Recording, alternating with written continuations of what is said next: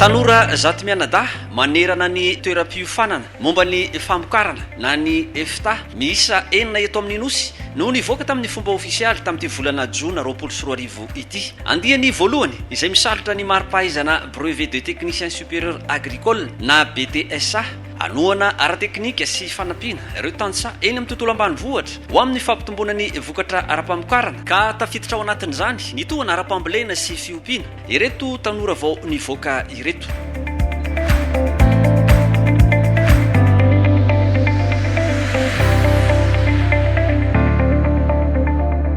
Manofana technicienne bac plus 2 izay mampiasa ny référentiel national de diplôme de technicien agricole. Any hoe référentiel national io dia référentiel izay natao teo ambany fandaminan'ny ministèran'ny fambolena fiompiana ary ny jono izay vita tamin'ny 2017 dia ireto andiany reto zany no andiany voalohany ao anatin'izay fiofanana izay izay naharitra roa taona. Ny tanora sy ny fiofanana dia efa mirona makany amin'izay le hoe mihevitra ny ahafana miasa.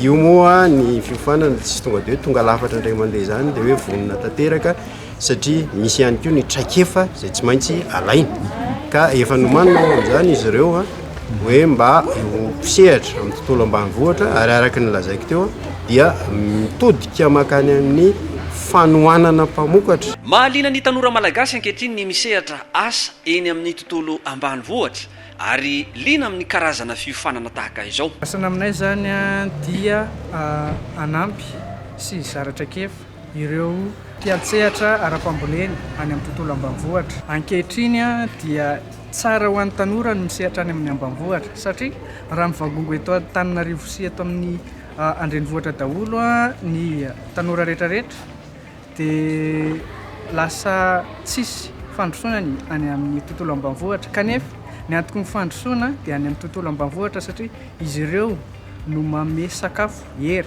Azo lazaina hoe hiteraka fampandrosoana kokoa ny Madagasikara iray manontolo raha ny tontolo ambanivohitra no mivoatra. Ny hafatra apetrako amin'ny tanora dia tsara ny miaina aty andrenivohitra kanefa ny tena ivon'ny fampandrosoana dia ny any amin'ny tontolo ambanivohitra.